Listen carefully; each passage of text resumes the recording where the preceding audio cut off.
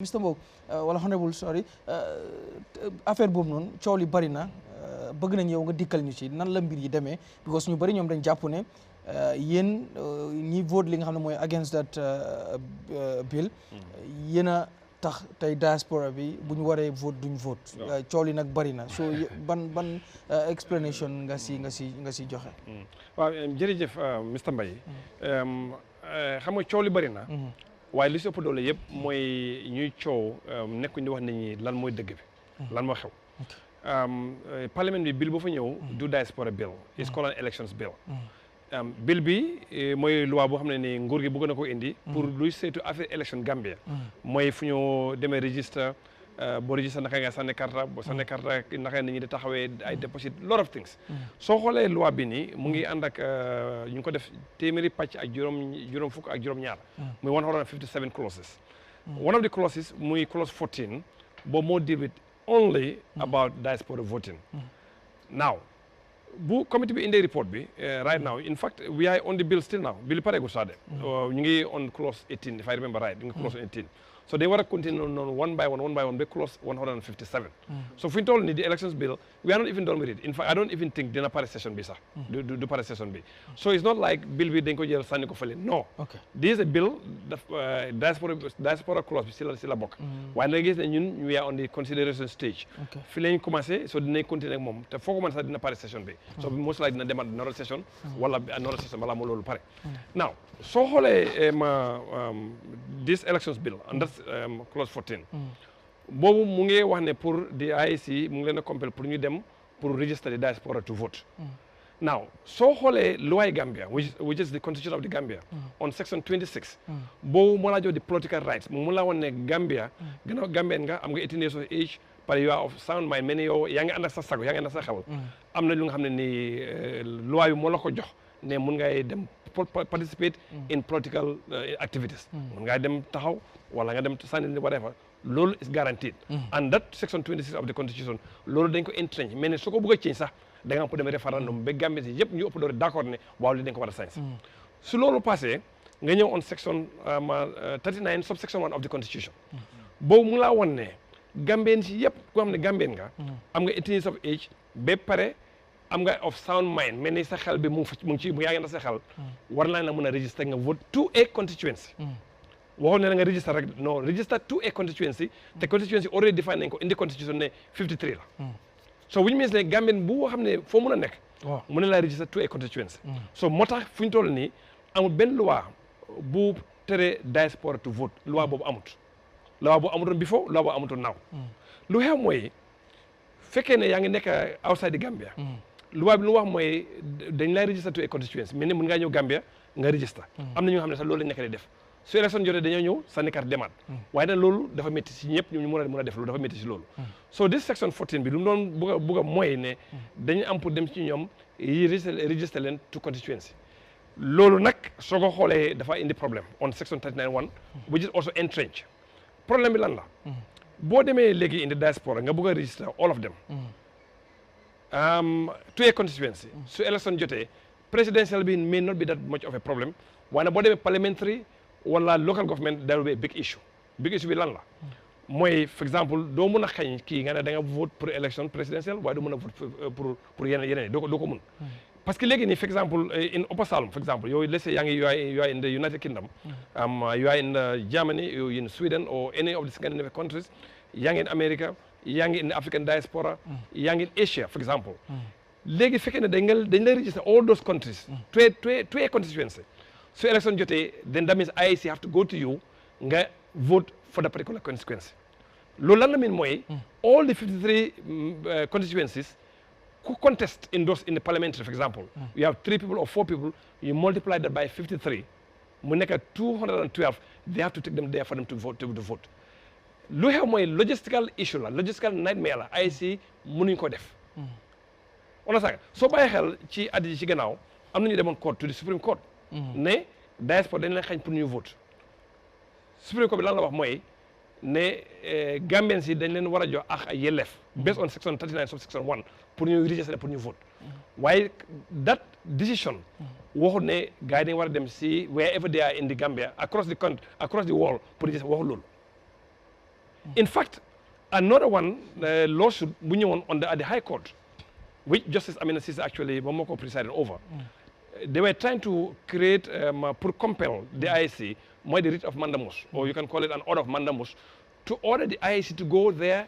Why court bitam the High Court again, mom amul that power to change what the decision of a Superior Court has done, which is the Supreme Court of the Gambia. Because they are supporting the court. They cannot do that. Now, the other issue, in all aspects, do they take a Supreme Court or the High Court about you go to the diaspora and register? Because what is in the section 39 subsection, which is entrenched. So, all along Supreme Court must have anywhere. You have to go to the diaspora and register to vote.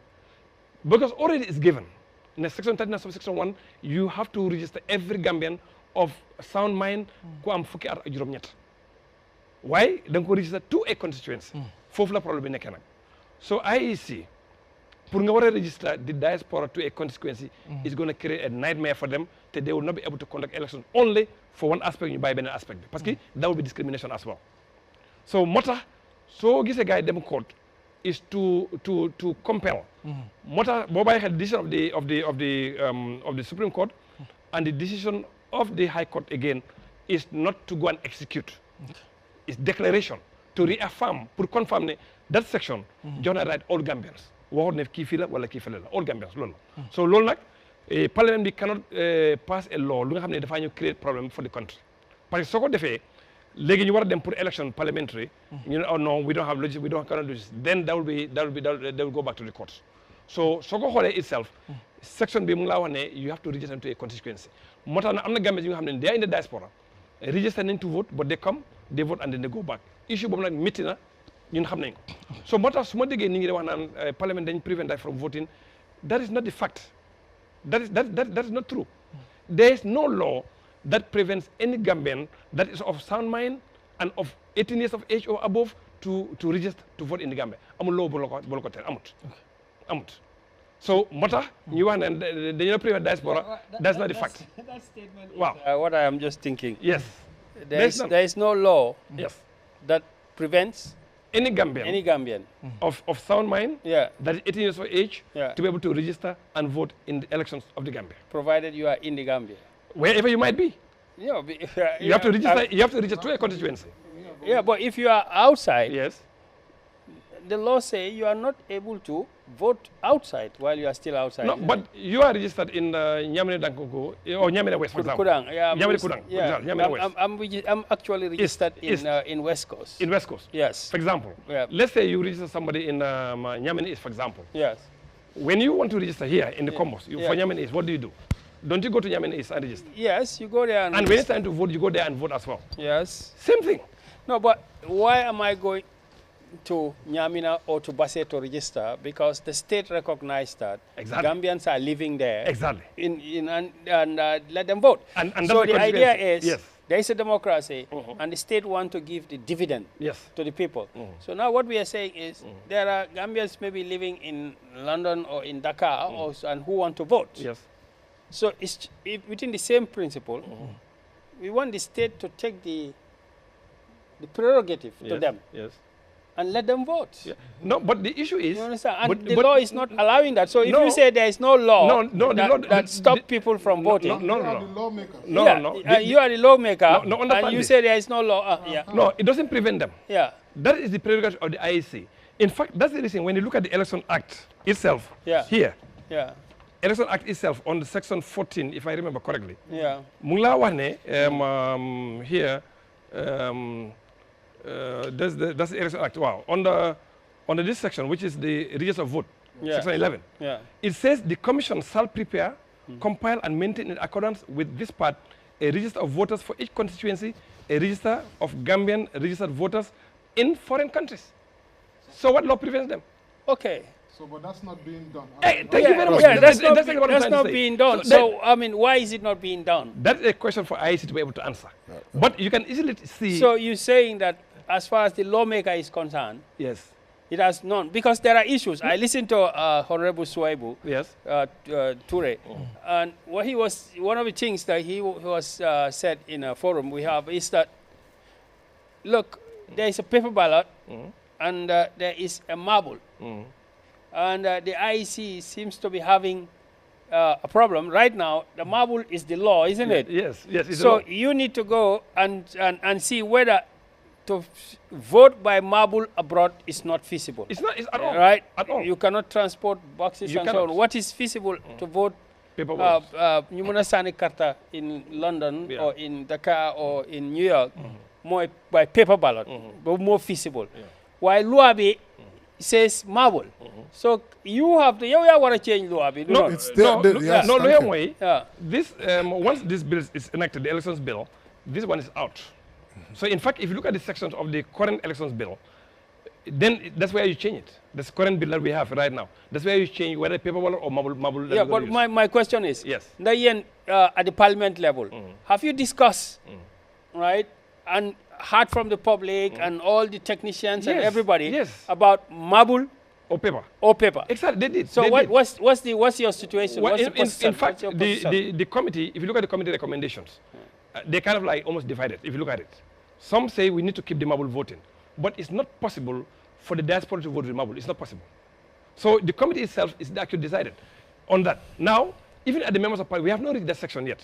Why not put you change the way Gambia to vote from marble to paper? In the bill itself. Why not? If you look at the report itself, the committee token / paper. So both. Yeah, both. So you cannot don't exactly two systems at the same exactly. time. No? You have to go with one system. You know, you can only have one. Exactly. You can have two. Based on the you can have two. You can have Gambians in the Gambians in the country. No, marble. It depends. If you are voting in Gambia, it can be marble for now. No, as long as it's and law. then those in the diaspora, it can be paper. Does that happen anywhere?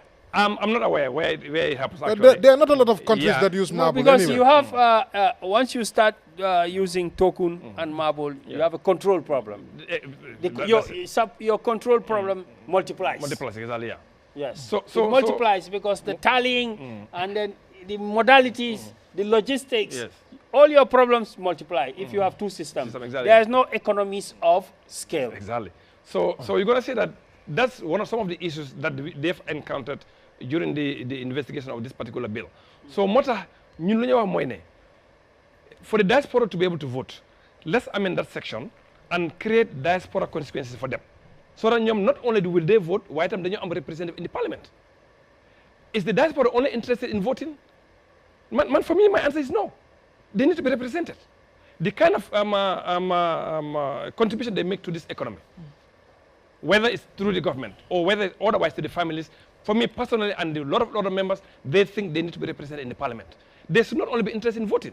But here, everyone's talking about voting. No, how about representation? And also, like bala voting, the government or the parliament, how many Gambians more outside? That's another question that we have to also, we don't even know. Because we have my Gambians, let me give you, for example, we have Gambians living, right now, there is no one, whether government or World Bank or any other institute that could tell exact number of Gambians in diaspora. You know, 140,000. Some are saying 118,000.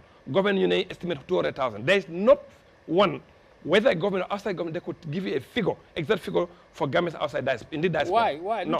Because of keeping record, record keeping. We should know. And very important. Yes. Why right now, they just give an estimate. Some are estimating 118,000. I think that's in DESA, and that's United Nations, around few years ago. Then another Gambian, I think Kebe, estimated 140,000.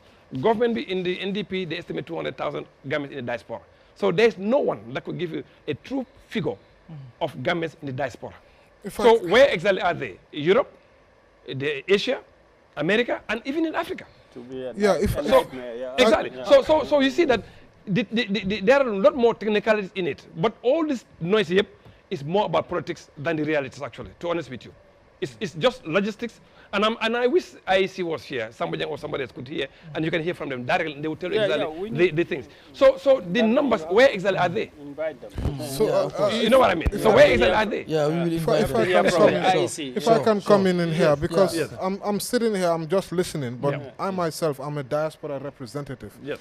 Honorable Mbow might remember, I don't know if he was one of those, but I did come to the committee. I was one of the representatives that came to the committee to speak in Parliament. that's the committee, about these elections and the diaspora. There's been a lot of work that's gone on behind the scenes on this diaspora issue. A lot. Honorable Mbow talked about the numbers. The numbers are, just like other African countries, we have our African citizens across the globe, and not all the time that they declare their papers. You understand? Some people operate under the radar. You understand? Yes. But still, those other African countries, they are going out there. They are coming here to Gambia and registering their citizens, and their citizens are voting here in this country. So that is not it's not an excuse for diaspora not to vote. And just with regards to the numbers, Honorable Mbow is right. Yes, those numbers, if you look at it, they do make sense, because those numbers, they are in sequence, like in date period. Currently, the most recent guesstimate is the NDP, which is saying 200,000. But the most accurate data and comprehensive data came out not too long ago in 2022 or 2021. MSDG, that's 175, 180,000.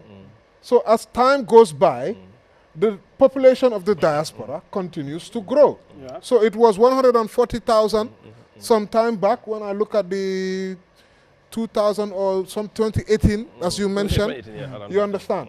So those numbers, they make sense to me. 140,000, 170, 180,000, 200,000 as time goes by. Those numbers are not the problem. And in fact, MSDG, just to make sure that the diaspora can vote. They've brought in local language.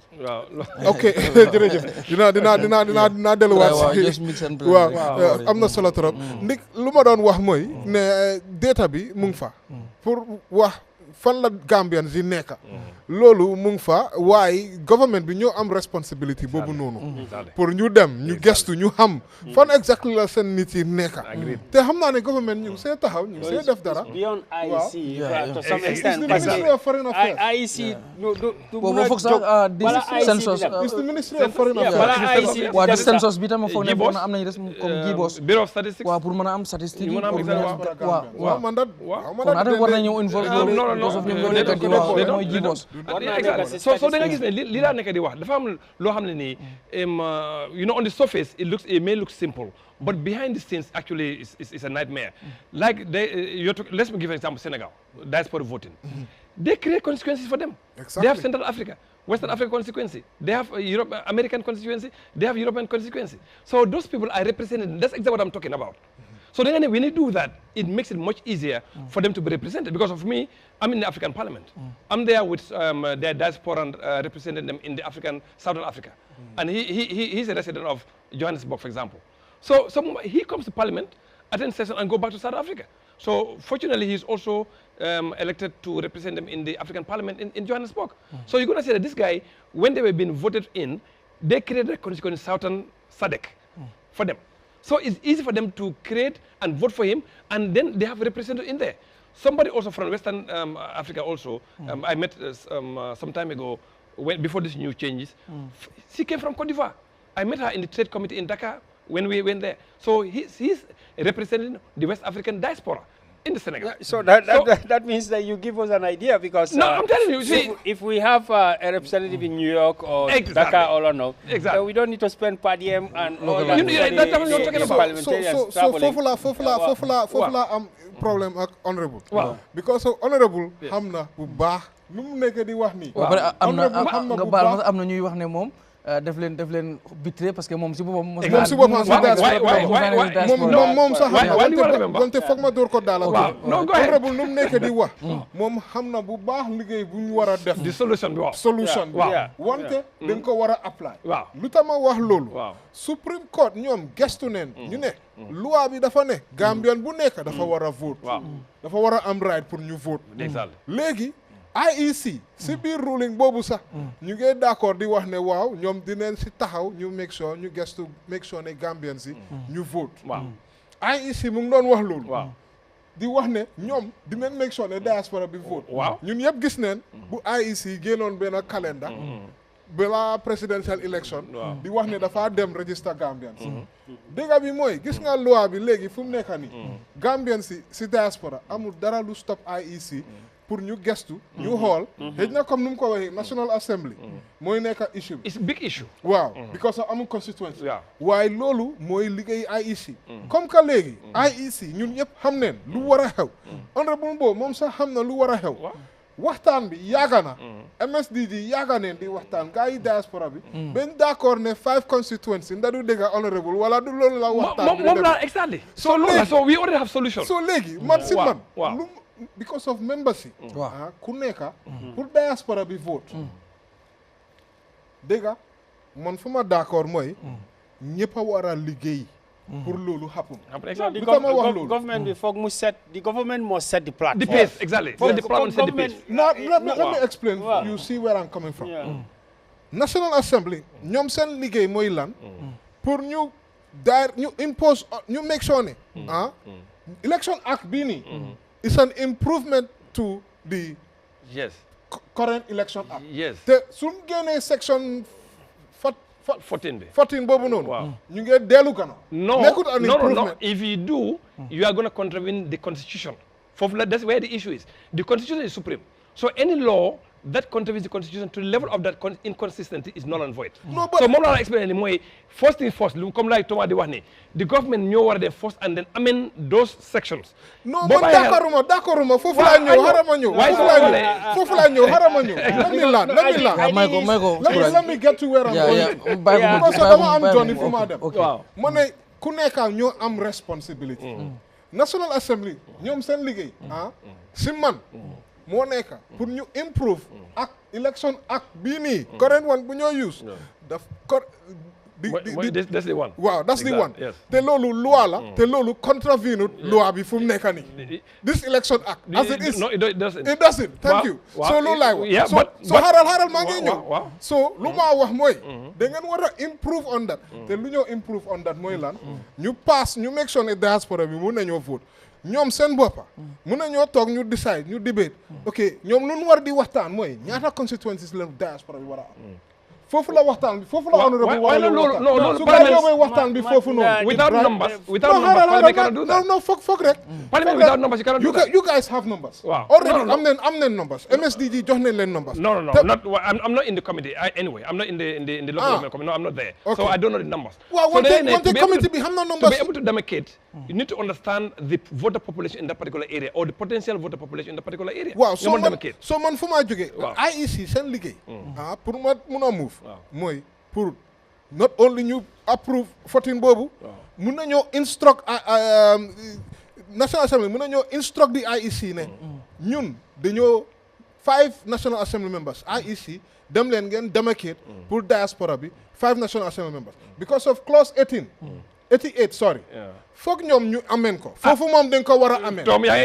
am 5 National Assembly members exactly loolu mun naa nekk a resolution on the floor pour ngeen wax ne you cannot do that. non déglu ma but 91 and 88 must be read together. You see that's where we have a problem. loolu 39 amul problème kañ non 39 amul problème no wait because of yow maa yow d'accord nen ne right now loi yi mun nañoo register diaspora National Assembly rek xëj na la ñoo am issue and chairmanship local government loolu rek so léegi loolu fu mu nekk nii loolu sax happenut léegi ñu war a xañ leen loolu yëpp déedéet loolu mu ngi happen di loolu nekkul di happen they already registered they are voting but that's not the same as going into the diaspora loolu nekkul just to inform rek ne Bakary mi ngi suñ kii moom tamit dinaa ñëw si Bakary hold on a little bit dinaa ñëw yow tamit si yow ma ñëw si Kurang rek ok yes because first of all xam nga moom mu ngi doon wax fii ne it's going to be a conflict tey moom he's a lawmaker understand nga xam nga ku nekk sa area la because IEC dañ am responsibility the parliament am nañ responsibility waaye judges itam am nañ responsibility su fekkee ne there is a conflict when it goes to the court ñu decide ñoom parliamentaire yow doo decide loolu it's not the parliament that decide that yow for parliament just pass the law and say we want people to vote. Thank you. Okay, now you also pass a laws. who will challenge it can go and challenge it in court. But the parliament passes the law to show that am nañ ene bi pour gars vote. Understand? Parce que ñoom defense bi mooy without constituency doo mun a sànni karta. Xam nga loolu okay, it's a practical thing, right? Why, you know, I listened to Swaibu Toure, and he was saying, yen soo leen passé loi bi ni kon presidential boobu constituency du ko stop. Yes. Understand? I agree. So you have dafa mel ni diaspora even one constituency la sax or 5 constituencies la ci presidential it doesn't matter. Yeah. Then they have one right. am nañ benn right.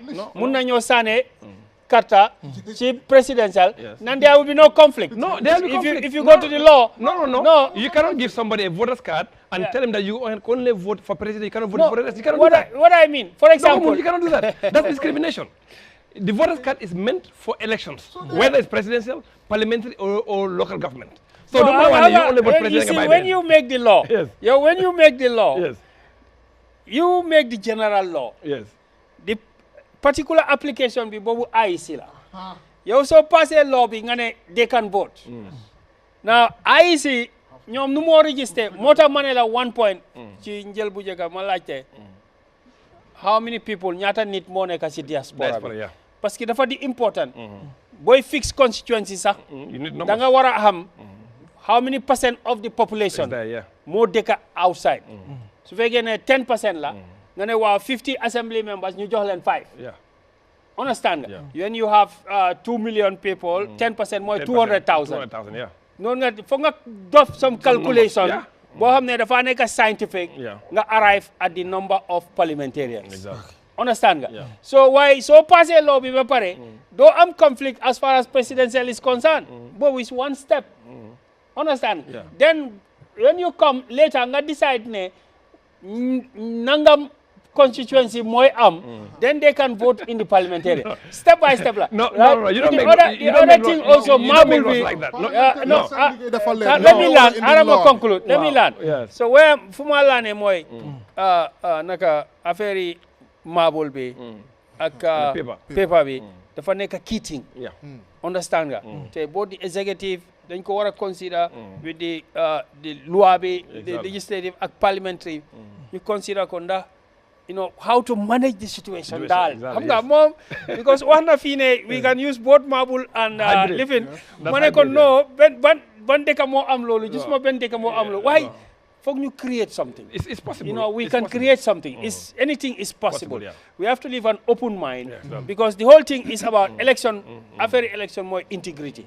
Na am ni election boo xam ne mu jaar si yoon bu demee ba pare jaxasoo du am ku nekk dina si am ne lii jaar na ci yoon waaw loolu loo ko mun a defee nag foog nga yaatuwaat discussion bi mu nekk parliamentary judicial as well as executive IEC and civil society discussion pour ñu mun a arrive parce que nit ñi dañ dee wax ne xeer bi ak kayit bi dafa dem si yëfi jàngum daal understand nga comme koo xam ne munta read tuur yi understand nga wante nataal bi mu fa so su fekkee ne kayit la sax nit ñi nataal bi lañ njëkk a xool balaa ngaa xool mi pour jàngale ko nit ñi loolu foog ñu def studies sauver gis ne ndax kayit bi mun naa dem su demee tam lan mooy problème si Gambian si debate ko ñu mun a agree si dara so Garmi lu ma noon just in the squid le mooy comme flex mun na wax noonu gis nga in some of these laws when you read them sometimes you have to read 2 or 3 sections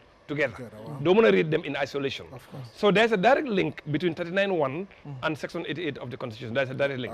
Because 88 is very specific, 53 consequences. But subsection 1, for somebody to be registered, you have to be registered to a constituency. Then the constituency will define fairly.